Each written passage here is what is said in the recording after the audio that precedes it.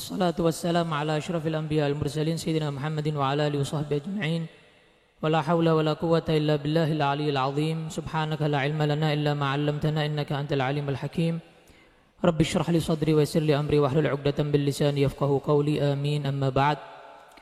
Hadratal muhtaramin, hadratal habaib wal kiyayin, wa bil khusus al habib Syekh bin Abdul Qadir bin Abdul Rahman As-Saggaf, matta'ana Allah bituli hayatih. Hadirin hadirat rahimakumullah, alhamdulillah. Lanjut lagi, kita bertemu lagi dalam syarah Burdah. Bersambung kemarin sampai di Huwal habibul ladzi turja syafa'atuhu likulli haulim minal ahwali muktahimin. Huwal habibu, dialah habib. Apa makna habib? Makna habib ada 4. Baik dimaknai isim fa'il atau dimaknai isim maf'ul, muhib atau mahbub. Jadi 4. Pertama, makna habib, seorang yang cinta kepada Allah subhanahu wa ta'ala, Nabi Muhammad. Karena Nabi Muhammad tadi Habib Syekh bilang seorang yang seluruhnya sifatnya itu paling. Nah, yang paling cinta kepada Allah, paling punya rasa cinta mahabbah tertinggi kepada Allah, Nabi Muhammad sallallahu alaihi wa ala alihi wasallam. Makanya para nabi itu, walaupun mereka itu tidur, itu hanya sifat manusiawinya mereka. Akan tetapi mereka menyatakan, Nabi menyatakan wal qalbu yaqdhan, hatinya tetap bersambung dengan Allah subhanahu wa ta'ala, enggak pernah terputus dengan Allah subhanahu wa ta'ala. Nabi Muhammad itu ditanya oleh para sahabat kepada istri beliau Sayyidah Aisyah radhiyallahu anha, bagaimana Rasulullah kalau di dalam rumah? Dijawab sama Sayyidah Aisyah, Rasulullah itu bantu kita, bukan Rasulullah itu kemudian sewenang-wenang, bantu kita, bantu saya, bantu bersihkan rumah, bantu jahit, bantu kemudian benerin sepatu, bersihkan sepatu, bantu. Tapi kalau sudah azan dikumandangkan, seakan-akan Rasulullah tidak kenal sama saya, langsung meninggalkan saya, kayak nggak pernah kenal sama sekali. Kenapa? Dari cintanya Nabi Muhammad kepada Allah, ada panggilan Allah langsung datang. Shallallahu alaihi Nabi. Satu cerita, ada satu sahabat Nabi namanya Sayyidina Urwah bin Mas'ud. Urwah bin Mas'ud radhiyallahu ta'ala anhu. Urwah bin Mas'ud ini kakinya pernah sakit, sakit yang mana harus diamputasi. Kalau enggak diamputasi akan menjalar penyakitnya, akhirnya penyakitnya kemana-mana, harus diamputasi. Teman-temannya bilang, Urwah ini harus diamputasi ini.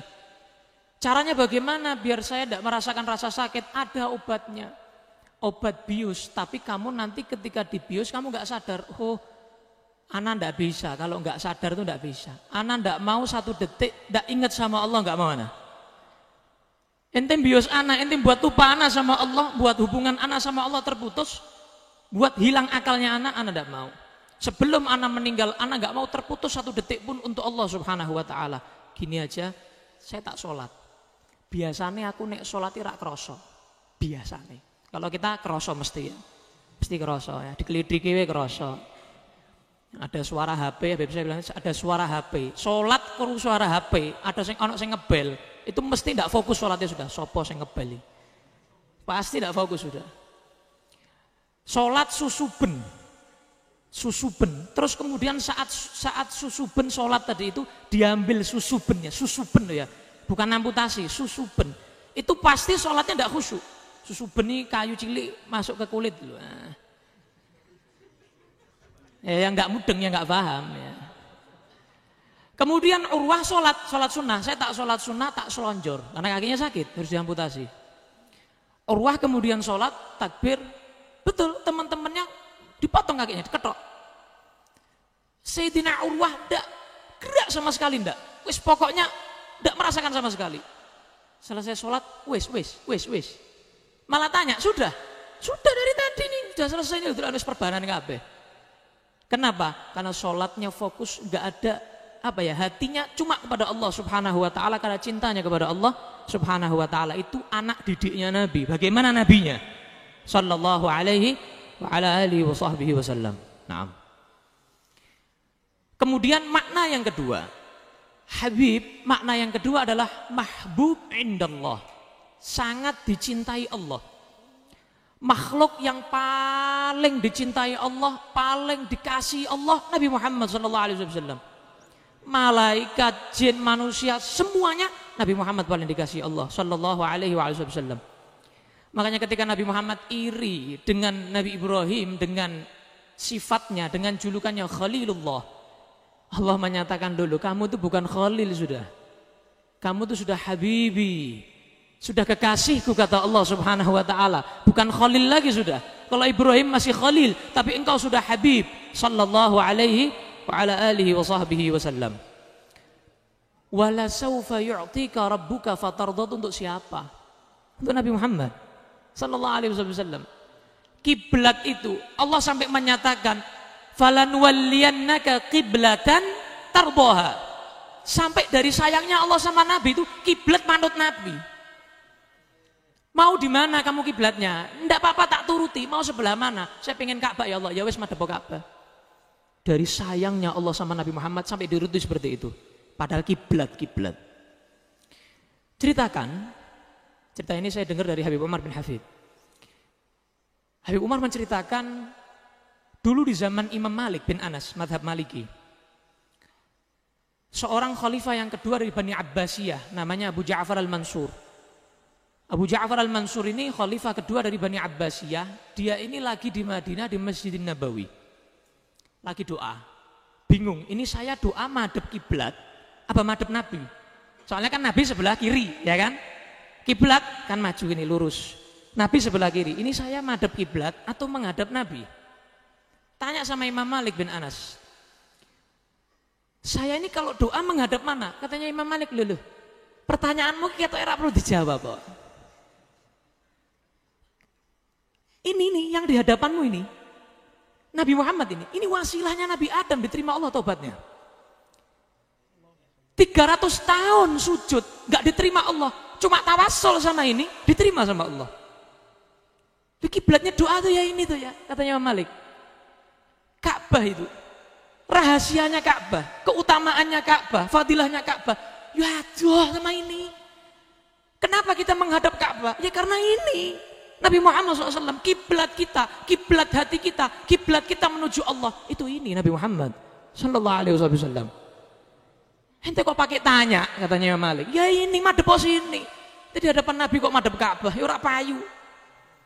Sallallahu alaihi wa ala alihi wasallam. Sampai Nabi Muhammad itu nanti di akhirat, singkat cerita dalam Sahih Bukhari, Nabi Muhammad itu masuk ke dalam neraka. Dan neraka nggak bisa membakar jasad Nabi Muhammad SAW. Ngapain Nabi ke neraka? Padahal para Nabi nunggu dinding pintu, tunggu di pintu surga semuanya para Nabi itu. Ini mereka nggak bisa masuk. Nabi Ibrahim nunggoni, Nabi Musa nunggu di depan pintu semuanya. Ini pintu surga nggak akan dibuka kalau Nabi Muhammad nggak masuk dulu ini. Kalau umat Nabi Muhammad nggak masuk dulu, nggak akan ada yang masuk ini. Nunggoni kabeh. Apa bahasa permainannya biasanya? Yes, pokoknya ngono lah ya. Istilahnya nunggu dulu sebelum Nabi Muhammad masuk, tidak masuk dulu. Nabi Muhammad ke neraka nyari umatnya yang di dalam hatinya ada la ilaha illallah Muhammadur Rasulullah, tintas sama Nabi. Sampai malaikat Malik sing medeni lihat wajahnya tok wis tersiksa. Orang neraka tuh lihat wajahnya malaikat Malik itu sudah tersiksa. Tapi untuk Nabi Muhammad, macam-macam ibu Nabi Muhammad. Urusannya sama Allah. Malaikat Malik ketika di hadapan Nabi Muhammad, wajahnya enggak berani medeni. Wajahnya wajah yang menyesuaikan bertemu dengan kekasih Allah sallallahu alaihi wasallam. Saya malaikat Malik itu sampai ngemis sama Nabi. Wahai Nabi, bu sisakno siji wae. Satu aja tak siksa umatmu. Kok mbok jupuk kabeh? Kok engkau bawa semuanya? Engkau ajak semua ke surga. Siji wae tak siksa aku. Sallallahu alaihi Nabi. Sama sekali Nabi gak menyisakan. Ada dalam hatinya la ilaha illallah Muhammadur Rasulullah, masuk surga bareng Nabi. Nabi gak mau. Sallallahu alaihi wa ala alihi wasallam. Itu makna yang kedua. Makna yang ketiga untuk umat, jadi untuk Allah. Makna yang ketiga untuk umat. Nabi itu cinta, muhibbun li ummati. Sangat cinta kepada umatnya. Sangat cinta kepada umatnya.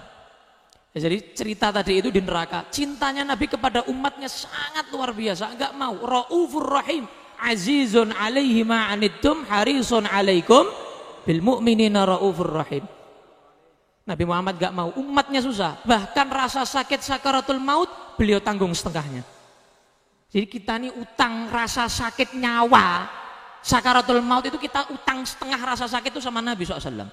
Nah, tadi Habib Syekh bilang nggak bisa kita balas jasanya beliau itu, belas tidak bisa. Sampai Habib Abdul Haddad dalam qasidahnya beliau mengatakan, walaupun kamu itu ke Madinah ziarah Nabi, kamu dalam keadaan kepalanya di bawah jalannya. Ono wong iso pelaku kepalanya di bawah gitu. Nggak pakai tangan loh ya. Nek pakai tangan gini sih iso. Akrobat tuh masih bisa. Ini kepala tuh loncat-loncat gini. Sampai ke Madinah. Itu ente masih belum bisa balas jasanya Nabi Muhammad SAW. Habib Abdul bilang, belas tidak bisa.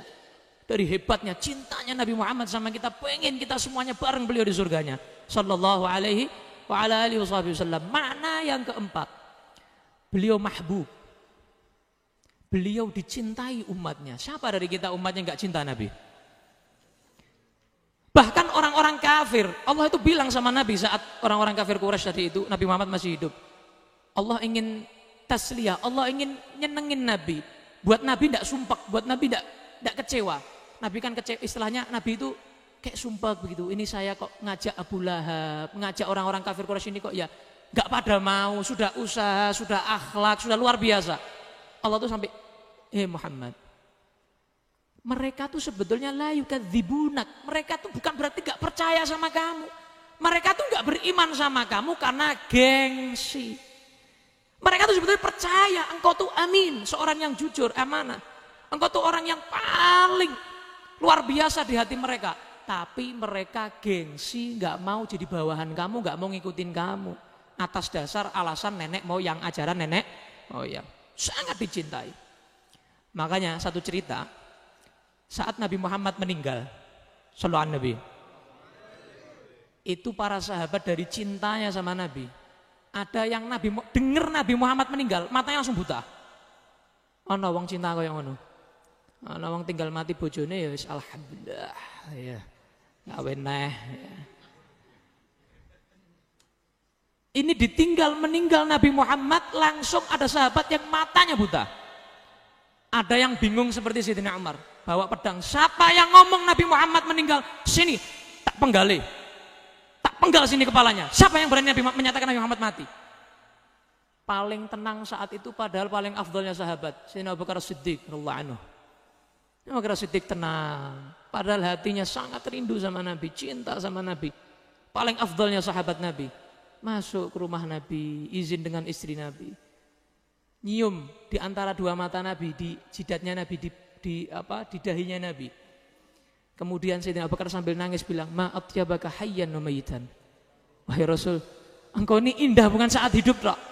Saat meninggal pun engkau dalam keadaan yang paling indah. Sallallahu ala Nabi.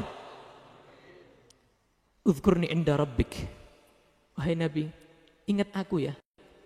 Kalau di hadapan Allah nanti sebut namaku ya. Taruh aku dalam hatimu, wahai Nabi ya. Sayyidina Abu Bakar setelah mencium bau hangus kayak bau hangus dari hati. Ini dari hebatnya cintanya Sayyidina Abu Bakar sampai seperti itu.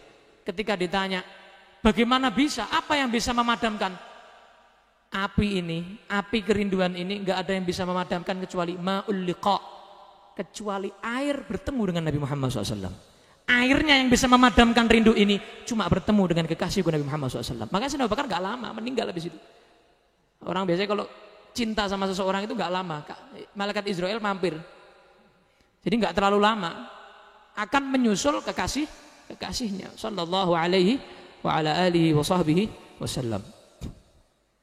Ini tentang syafaat panjang ya.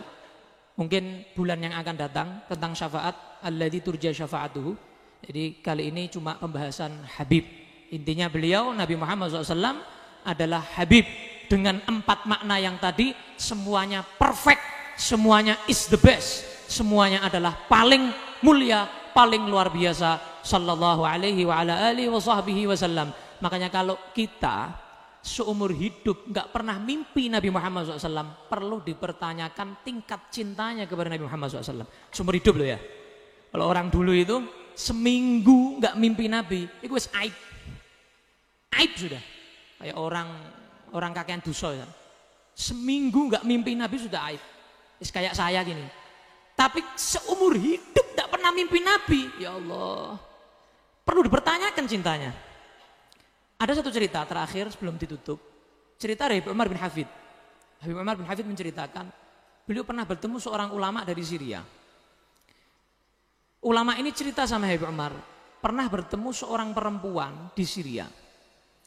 Perempuan ini nangis, dikirain mungkin nangis gara-gara ditinggal suaminya, atau rumahnya, atau anaknya. Pokoknya tentang musibah-musibah. Ketika ditanya, kenapa engkau menangis sampai seperti ini? Dijawab, saya sudah 3 hari nggak mimpi Nabi SAW.